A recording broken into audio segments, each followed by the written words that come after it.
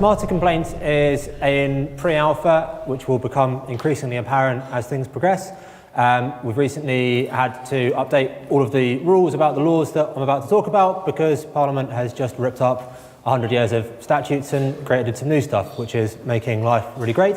The idea behind Smarter Complaints is if you've got a problem with a product or a service, so let's say that your television's broken or your washing machine's leaking water all over the floor and you want to know what you're legally entitled to, whether you're entitled to make the company that you brought it from or the manufacturer repair it or replace it or give you a refund, we're going to simplify that process and help you understand your rights and take action to get that fixed without having to necessarily read 50 pages of legal textbook and understand the law too much.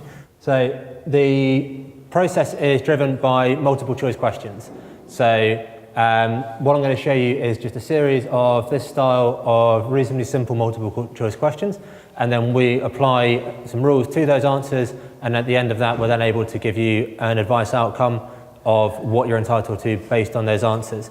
So the main thing initially is the category that you fall into. So if you want help with a damaged product, or is it just not working properly? Is it not doing something that it should do? Is there actually nothing wrong with it, but maybe you want a refund?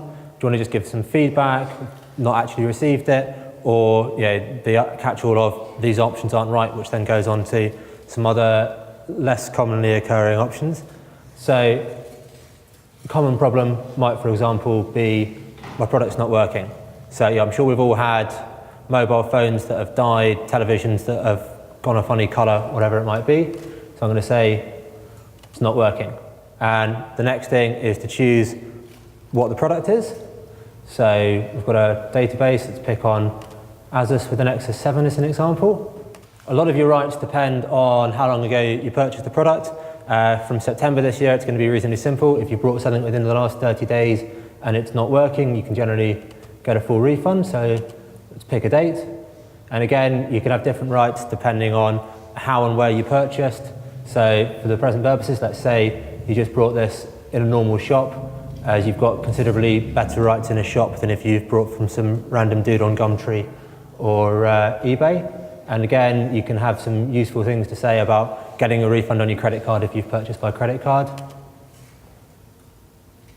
Did you continue using the product after you noticed the problem? This can actually affect how easy or difficult it is to claim. So let's say no.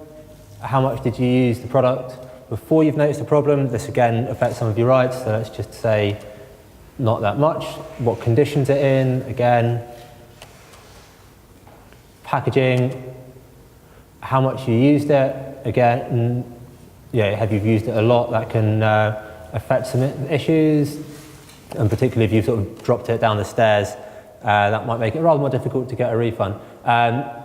This last screen, or ultimate screen rather, is about the fact that if you've already gone in and asked for a refund, we don't want to waste time saying you're entitled to a refund and you should now ask for one, because we'll be able to then say, if you've already asked for a refund, take the next step, ask for whatever it might be, or mention in the letter that we send for you that you've already asked for a refund and you're now unhappy that you've not got that.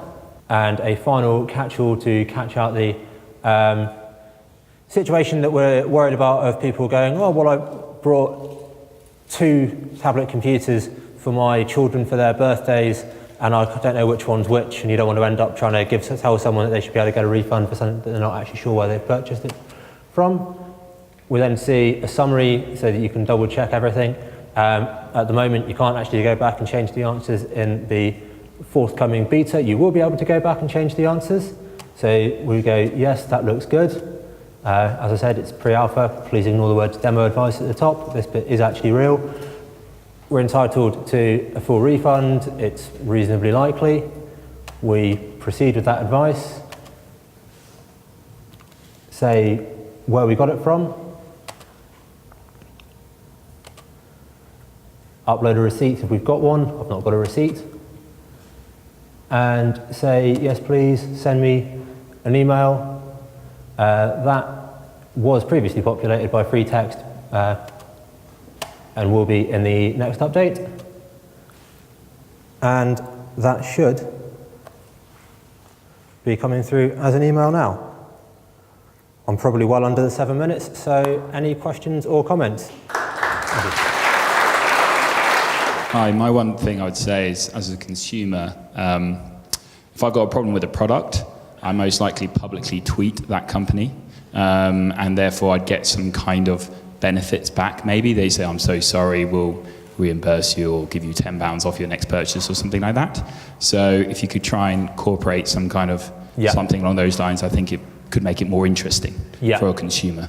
Yeah, that's a really good idea. I mean, something we want to build eventually would be one of the outputs, rather than just, I want to send a letter or I want to send an email or I want to make contact on social media, as one of the options, as some companies do still do what a lot of places used to do and go, oh, wow, someone's been rude about us on Twitter, let's appease them and get this fixed really quickly. A lot of companies have got wise to that and will just fob you off on Twitter, but still worth a try. Hi, very good idea.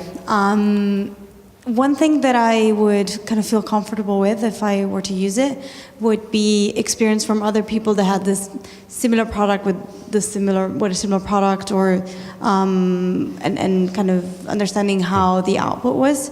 So I would love to see, hey, like out of 10 people complaining about this product, 9 got a full refund. That will make me feel more comfortable about going forward. Well, thank you for that, and thank you for the previous comments. It's really nice to hear ideas that we've been knocking around internally as we should try and do this at some point, actually coming from other people. So thank you for that feedback. And where would you put the payment, would you charge kind of at the end, put people through the process and then saying if you want to continue, you would have to pay, or would it be straight away? So our current thought is that for the service for consumers, you'll be able to get all the way through and send an email without having to pay for anything at all.